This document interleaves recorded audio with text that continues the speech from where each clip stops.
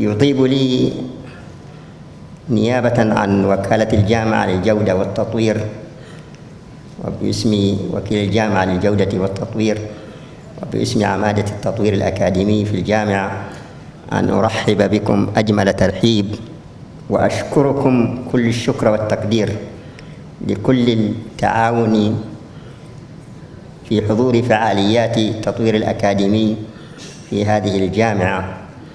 وأود أن أقدم الشكر جزيلا لدعمكم المتواصل في فعاليات الأسبوع الماضي أثناء زيارة فريق التخطيط الاستراتيجي الذي يعمل على الخطة الاستراتيجية للجامعة.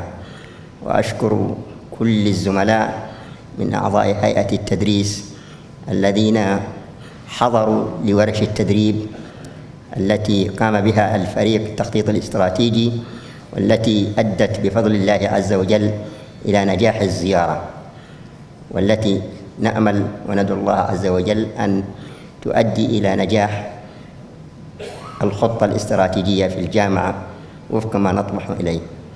اليوم إحدى الفعاليات الأخرى من فعاليات التطوير الأكاديمي والجودة في الجامعة، وهي حول مجال من أهم مجالات التقويم والاعتماد الأكاديمي، هو مجال التعليم والتعلم.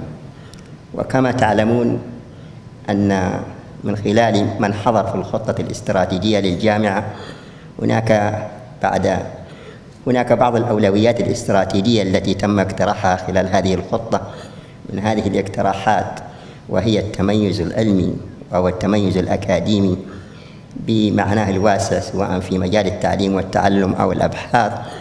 وكذلك من نقاط الخطة التنفيذية لهذه الاستراتيجية أو لهذا التوجه الاستراتيجي هو مجال إنشاء مركز للتعليم والتعلم. ونحمد الله عز وجل أن هذه الجامعة بنموها المتسارع قد بادرت بإنشاء أو بإيجاد مقترح لإنشاء مركز للتعليم والتعلم، وهو في مراحله الأخيرة، وهذا لعله بدأ بشكل مبكر قبل أن ننهي الخطة الاستراتيجية في مرحلتها الأولى. كما تعلمون كذلك أن التعليم والتعلم هو أحد المعايير الأساسية للتقويم والاعتماد الأكاديمي، والجامعة الآن في طريقها بإذن الله تعالى إلى دراسة ذاتية نحو الاعتماد الأكاديمي. وبالتالي التعليم والتعلم يعتبر من المعايير الرئيسية لهذا التقويم ولهذا الاعتماد الأكاديمي. كل ذلك وذاك لأهمية معينة، وهي إيجاد نوع من التميز في مجال التعليم في الجامعة، أو لإيجاد تعلم استراتيجيات وطرق حديثة في مجال التعليم والتعلم، وكذلك أيضا لانعكاساتها على تعليم أبنائنا وبناتنا في الجامعة. اليوم إحدى الفعاليات التي تركز على هذا المجال والتي دعوت لها الجامعة ممثلة في وكالة الجودة والتطوير من لهم الخبرة في مجال التعليم والتعلم، فلعلها تضفي شيئا إلى ما نطمح إليه في هذا المعيار الذي يعتبر من المعايير الهامة في مجال التقويم والاعتماد الأكاديمي. It is my great pleasure to welcome you tonight and thank you very much for being with us tonight. And also I would like to thank you for the last week involvement and engagement, and thank those who attended all the activities and workshop running or conducted by the Stanford Research Institute International. This is our strategic plan team, and thank you very much for your support, which led to the success of the team visit last week. As you know, the strategic plan has a relation with the quality improvement. So in order to have accreditation, it is required to have a strategic plan. And those who attended the strategic plan and attended the workshop last week, one of the strategic priorities is the intellectual excellence. And that intellectual excellence means teaching and learning and research at Jazan University. So one of the action plan for leads to the intellectual excellence is establishing the Center for Teaching and Learning. And also teaching and learning is a very important standard for quality and accreditations. So it is very important to have high quality teaching practices in the university and high quality learning strategies for our academic. It is good to have developmental programs at our university. It is also for our academic or faculty staff. It is good to have or to learn from the best strategies, approaches, innovative approaches in teaching and learning.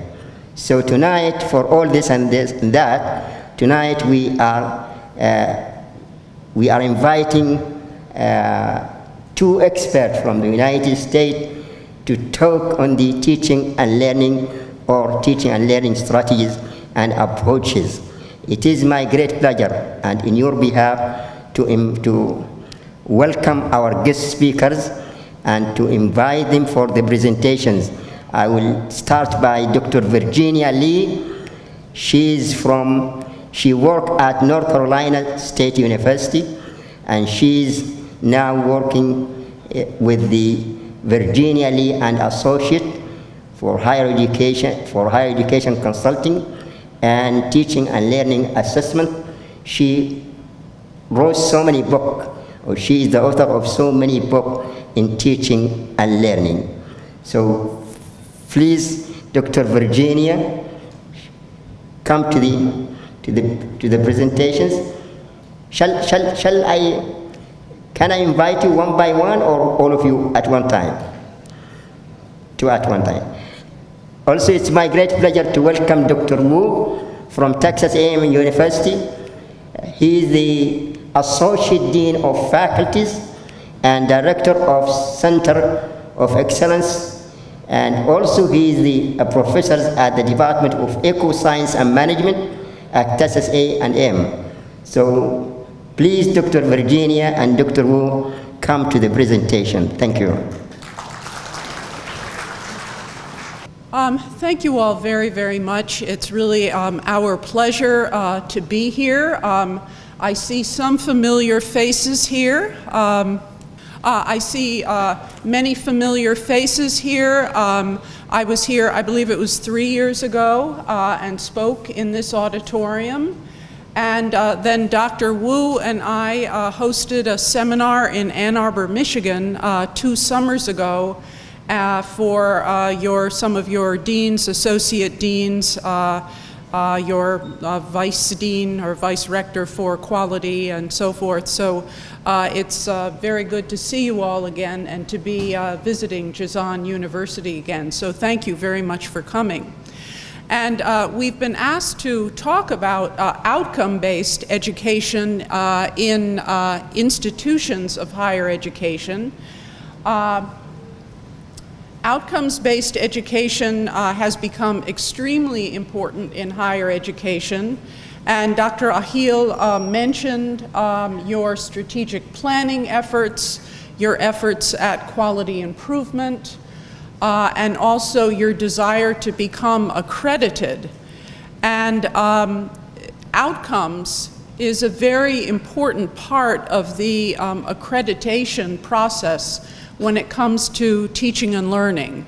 And so I hope by the end of this presentation that you will value outcomes not just because it's required for accreditation, but you will see that it's really a very, very valuable tool for promoting the kind of teaching and learning that you want here at the university.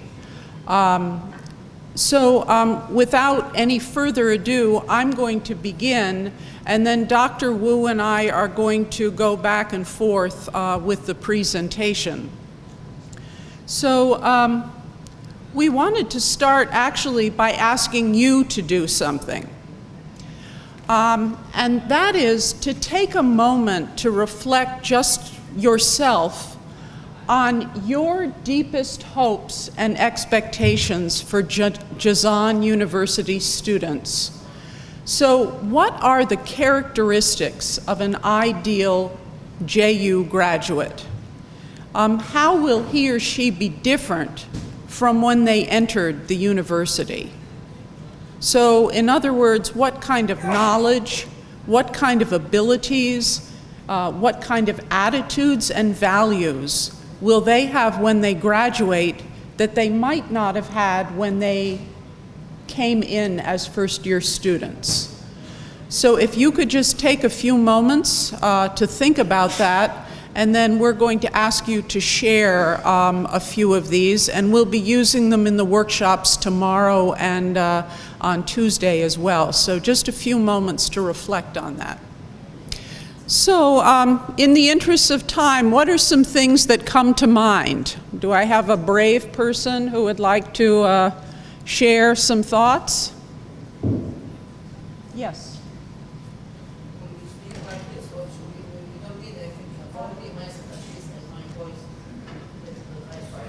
Well, thank you very much, Virginia. And I think, as you say, when you think about the deepest feelings that one will have for his students, and this is today from my deepest concern, is to have students who are the best learners, the active participants, the dependent learners in the classroom, students who come eager to the classroom, and they come also with the best desire to be inside the classroom so that they will be the best learners. And I hope that also they will find the best teacher in the front of them who will teach them. And I want them also to be the best graduates in that, and this is what we always be, is that to have our graduates wanted by the outside, the private sector, even before they graduate. This is generally, I think, what we hope our students will be. Okay, thank you. All right, what are some other, yes? I think the most important criteria is that we lifelong learner to have IT and communication skills, leadership, and active learner. So this I think the most important criteria for skills to be in our campus.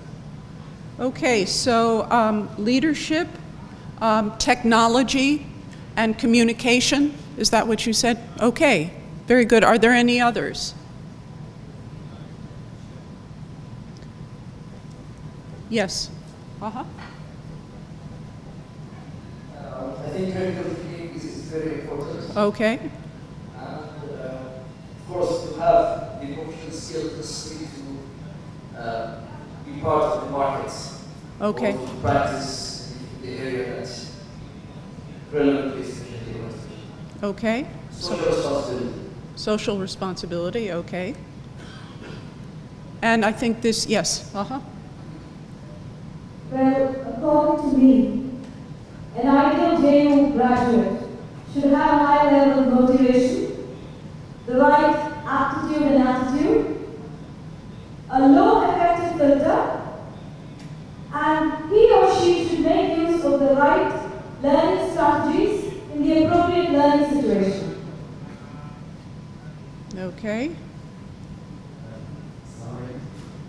I think after graduating from here, graduate should be able to do the situation analysis of the institution or any organization where they work and keep putting their own inputs, their own experiences in that. They can influence the input and output of that organization wherever they work after graduating from here. Okay, so to be able to evaluate a situation in the workplace?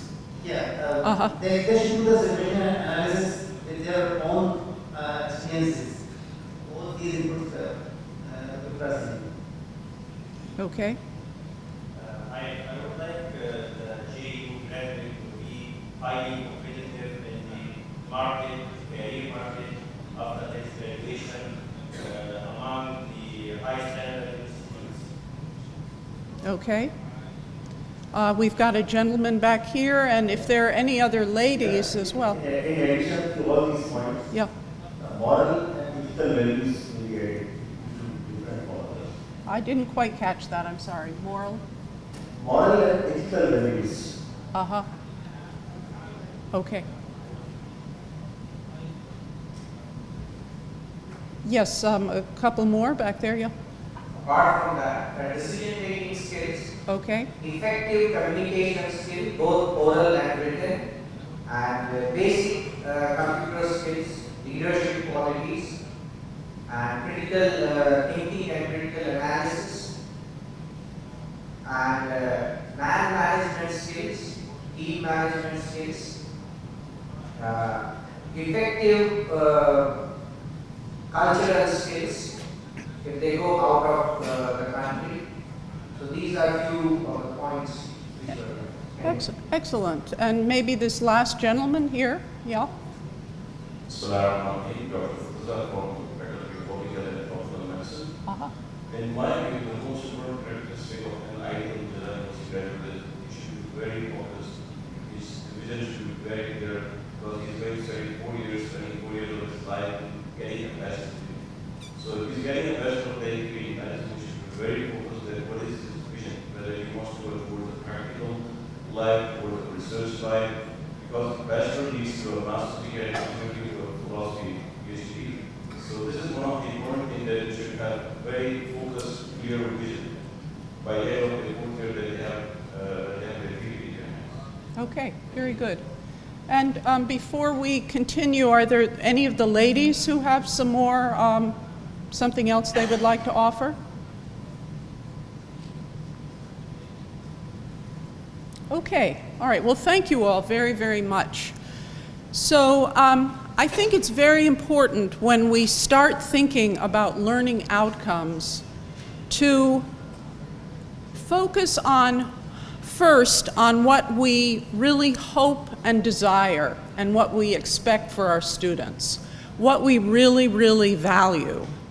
And then based on our hopes and expectations, creating our learning outcomes from those hopes and expectations.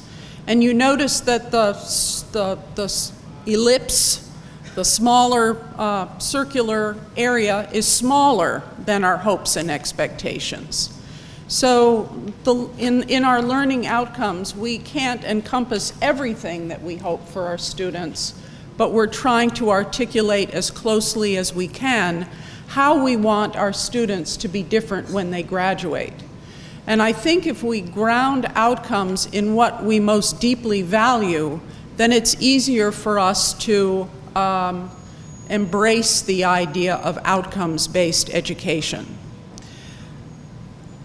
So you have shared a number of different outcomes, ranging from decision-making to oral and written communication skills, critical thinking, a readiness for learning, leadership. Just by way of contrast, I thought I would share with you some essential learning outcomes that have been developed by the AAC&U. AAC&U stands for the Association of American Colleges and Universities.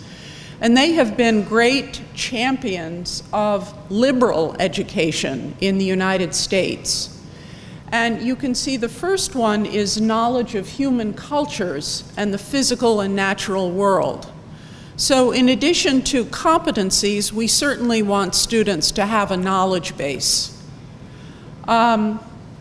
We also want them to have intellectual and practical skills, and you mentioned a lot of these. So inquiry and as just in the classroom, we can get a sense of whether they're mastering key concepts, key abilities, and then in more formal assessments. And then depending upon how well they do, we may reevaluate the entire instructional context. So you'll notice that we have course and curriculum assessment here. So when we get to the end of an instructional period, we'll say, well, how well did students master these learning outcomes? Did all students master all of the learning outcomes? Well, probably not. Are there certain abilities that students acquired quite well, and then maybe other abilities that they didn't acquire so well?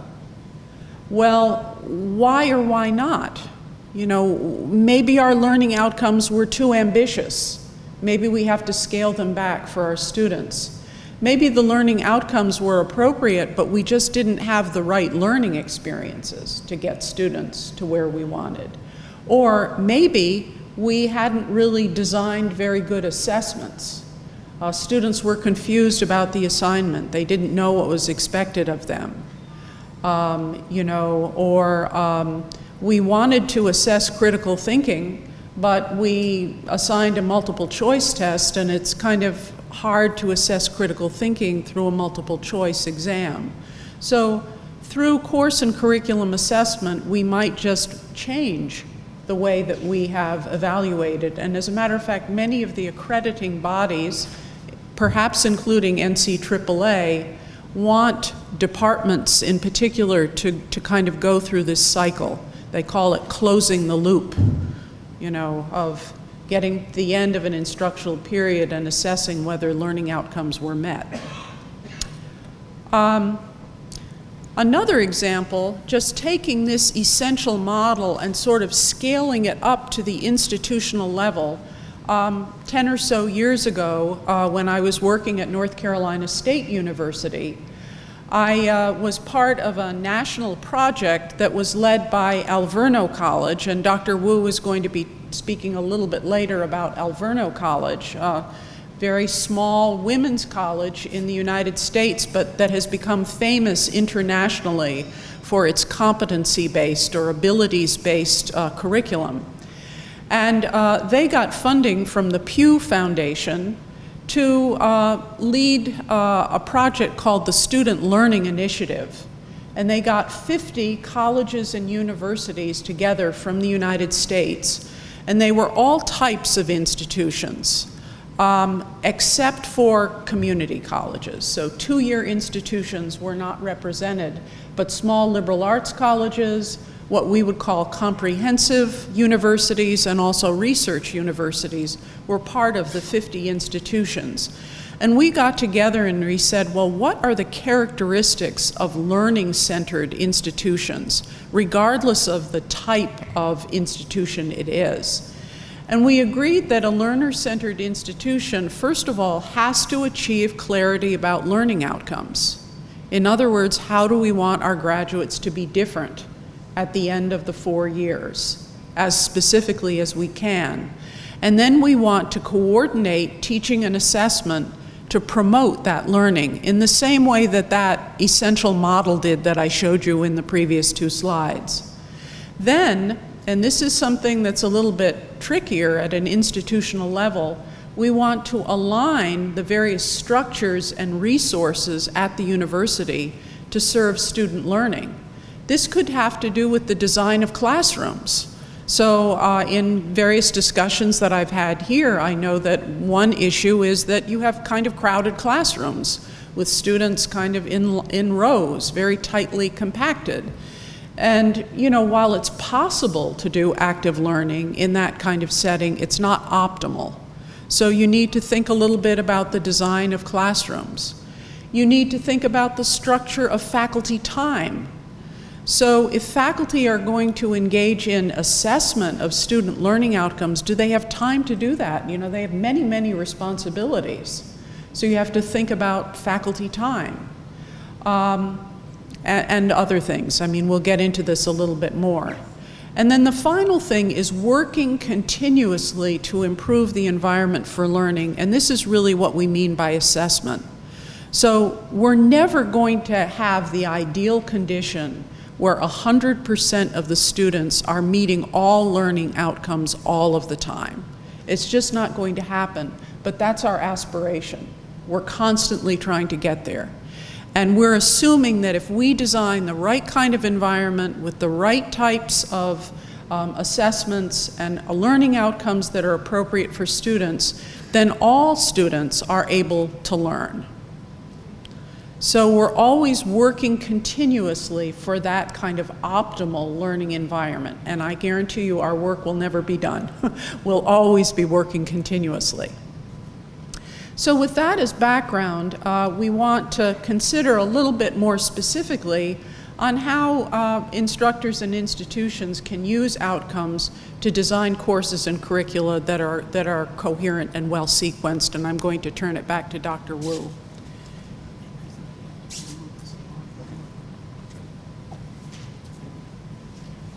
Okay, so as Dr. Lee just mentioned, for a learning center institution, we need to coordinate the teaching assessment to promote student learning. And as we mentioned earlier, using learning outcomes can help us to achieve that.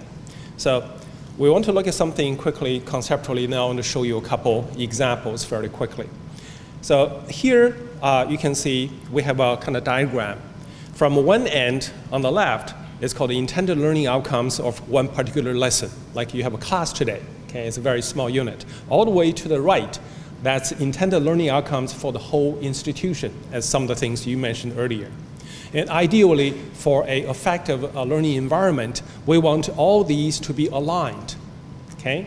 For example, if you look at the second from the right, that's intended learning outcome for academic program, and later I'll show you an example. Any of the program, being it physics, chemistry, ecology, whatever, you certainly have your disciplinary kind of focus, but you should serve the overall institutional learning outcome, because we want all Jazan University graduates be that way, having those abilities, so it need to be coordinated.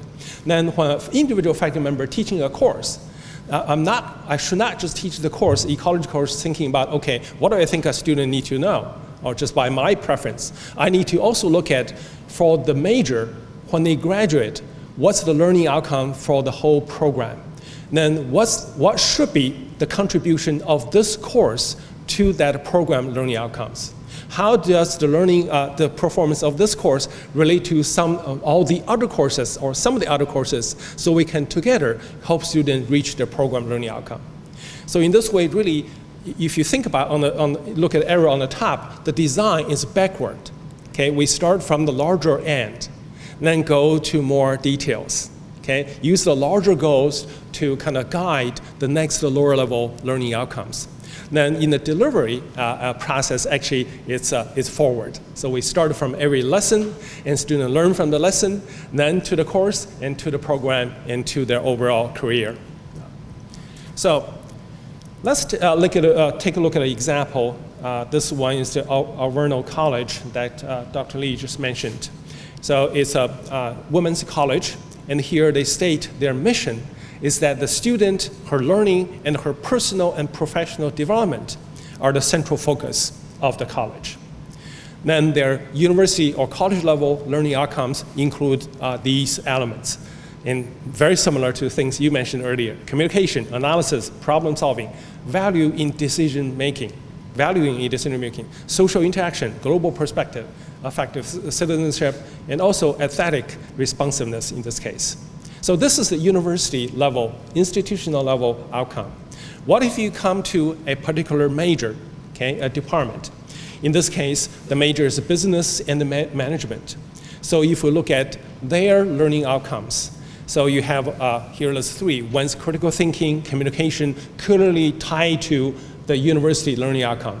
But if you look at it specifically, it's centered on their disciplinary needs and interests. So here it says, accurately use theoretical framework for functional business areas to interpret and analyze business situations and effectively communicate her analysis to others in a variety of professional contexts. So it's centered on the discipline, but mapped, coordinated with the larger learning outcome. Similarly for the other two, enterprising, problem solving, interpersonal, and leadership. So this is at the program or department level. Then when you come to a specific course, in this case MGT 221, called organizational behavior, let's see what's in their learning outcomes. So in this case, you see, although it's very specific to that particular course, but if you look at it, if you read through those, you'll find that there's very well correspondence to the program learning outcomes and the university learning outcomes. You'll see identify, analyze, you will see problem solving, and you will see communication, Okay, so it's all coordinated. And I want to give you a second example from a little bit different angle. This one, I know it's very difficult for you to read, but I'll just mention some of to you. Again, my department is called Ecosystem Science and Management. And we have 5 undergraduate majors in the department. It's a fairly large department. One of them is forest science or forestry. So here are the program learning outcomes for that particular major. Actually, we group them into 2 groups. You can see on top, it says disciplinary knowledge. So the PLO stands for Program Learning Outcomes. From number 1 to number 9 is related to the specific major, and although we can see very much in there problem solving, all those things in there. However, if you look at the bottom, the next set is called professional skills. Here is about critical thinking, problem solving, communication, teamwork, collaboration, and environmental stewardship, or ethical behaviors or values in this case, and also lifelong learning skills.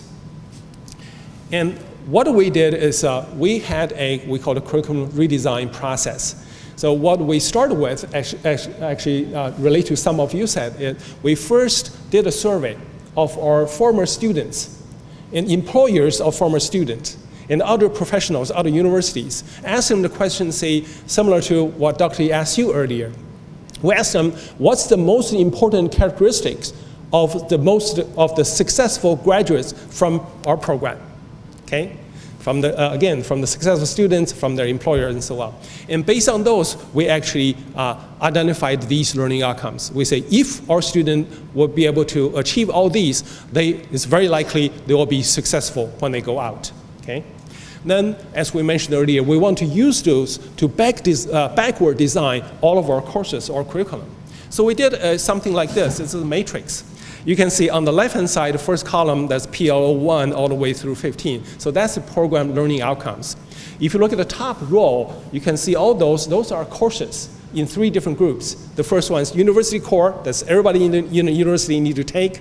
Next one is the ESSM, that's our departmental core, all the students in the department need to take. Then the last one is only 4 science majors need to take. And what's more important is this is the whole curriculum in kind of a global view. But if you look at those colors there, so that's the function of different courses. So you can see there's a yellow indicator, there's an I in there, basically that says, in that particular course, we're going to introduce this particular program learning outcome. So we'll first expose them to them. May not be in a very deep way, but get them involved in that. Then later, there's an R, that's a green color, that's called reinforce. So in those courses, we know they're already being exposed to those learning outcomes. Now we take them, help them to go a little bit deeper in those learning outcomes. And then the last one, the blue, is called D, that's demonstration. As Dr. Lee mentioned earlier, we have to know whether they actually achieve those learning outcomes. So those courses are designed usually toward the end to help them really demonstrate, putting things together and demonstrate effectively how they achieve those learning outcomes. So this is a way for us to kind of a design process to go backward design to design the curriculum. In this way also, as I mentioned earlier, each instructor for each course will be very clear in his or her mind what's the role of this course toward the student learning in the overall program. Okay, and now returning to the, I think it was the 3rd bullet on that slide early on in the presentation, another advantage of learning outcomes is it lets students know what they are expected to learn and what is necessary for their success. And I'm sure many of you who are teaching now have had the experience of just students, I don't know what's expected, or they get an exam and they said, I didn't know that was going to be on the exam, and they're kind of confused about why they got the grade that they did and so forth. And so this just makes the whole learning enterprise clearer. I think in the back of your packet there, you have the final page, if you want to flip to that, is called, actually I'm going to just escape from this for a moment and bring it up here, is Introduction to Material Science and Engineering. And this was actually done by a former student of mine when I was teaching a college teaching course. at a graduate level course on college teaching at NC State. We're not going to go into this in any great detail, but the point is that the goals of the course are quite clear. So discuss the relationship, but this is between a material's structure and its properties. Use the knowledge to choose a material system to suit a realistic engineering problem, and then demonstrate important professional skills necessary in the modern engineering workplace. So these are course goals, and I must also say that these course goals also mirror the goals that are required by engineering's accrediting body, ABET. And then what this particular graduate student who aspires to be an instructor has done is to take a unit in the course, which is electrical properties of materials, and he has developed some more specific objectives that tie out to the course goals. And you can see how each objective ties out to the course goals. And then going down further to the very, very bottom, he has designed a small grid or table that shows how the 3 assessments for this unit, reviewing a journal article, a material selection exercise for a particular engineering problem, and then a quiz, how those tie out to the different unit objectives. So you can see this is very clear. You know, it's very clear what is expected of the student. So we could spend a lot of time on this, but this is just to give you one example of how this can really clarify things for students. So let me get rid of this for a moment and get back to that. So that was the unit from the course on materials science and engineering. And the last thing that we wanted to touch upon was, we've talked about how learning outcomes can be used to coordinate instruction within a department and also across an institution. But increasingly, learning outcomes are being used among institutions of higher institutions and also across national boundaries. So one example in the United States is that we have so-called articulation agreements between community colleges and 4-year institutions within a state, so that students work in the first 2 years of a community college in a college transfer program can transfer easily to a 4-year institution, and that is much easier with learning outcomes. Another example is the so-called Bologna process. I don't know whether many of you, I know some of you travel fairly frequently to Europe and may have heard about the Bologna process, but this was a process to, well, that doesn't come across very well. I'm sorry, it comes out a little bit better in my PowerPoint. But it is for the European region. And the Bologna process is designed to enable a student to take a course in one institution, perhaps in Germany, and then take courses in a French university, and then perhaps courses elsewhere, and they would all count towards his or her academic program. And the way that this happens is through learning outcomes. In other words, the countries and also the institutions of higher ed within the European Union, and it's spread beyond the European Union, have all agreed that, for example, Chemistry 101 will have this set of learning outcomes, so that if a student takes Chemistry 101 at a German institution, it's going to be very similar to one taken elsewhere. And it just enables, in the same way that the Euro has enabled the European region to become sort of one economic unit, this process of learning outcomes, it's become the common currency of learning, to complete the analogy. So learning outcomes have become the sort of euro of learning. And it's very, very powerful. When I did a consulting assignment in Turkey at Middle East Technical University, And there were what they call Erasmus scholars through the Bologna process from Germany who were studying at this institution in Turkey, and they would be able to use that coursework back in their institution in Germany. And it was all facilitated through the use of learning outcomes. Another way is we can really think now in some ways, because of distance education and also the rise of the MOOC, the massively open online course, of the world as being a single classroom. You know, and in this context, competency-based education and what is called prior learning assessment have become very, very important ideas. So, for example, let's say a institution in Europe would like to be able to use the courses that are being developed and offered through massively open online courses.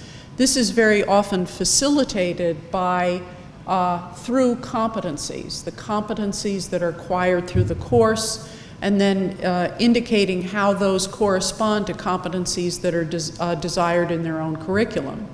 And similarly, prior learning assessment. So has a student already mastered outcomes that are required in his or her program, and how can he or she demonstrate that? Well, there can be an exam or some kind of other assessment that can be given to assess whether the student has mastered those outcomes and therefore can skip a particular course. So all of these things were actually envisioned in this bar and tag, you know, learning paradigm that Dr. Wu talked about early on in the curriculum. And it really is very, very exciting if you think about it. And this simple model, that essential model of a learning institution that I talked about earlier, is really the model that allows all of this to happen. And the pillar of it is the learning outcome. So that's the end of our formal remarks on the outcomes in higher education. And now I think we have some time for questions. Yes? Do you want us to facilitate? Okay, thank you. Thank you. Lee and Dr. Wu for the nice presentations, and I hope that you enjoy the presentation and gain out of it. We can go back to design our courses and the integrated curriculum. Thank you very much for being with us tonight. And tomorrow we are going to have 2 days workshop, Monday and Tuesday. I think feel free to discuss and chat with Dr. Lee and Dr. Wu. Thank you very much. I appreciate that. Thank you. So, you must be frozen. I'm almost frozen.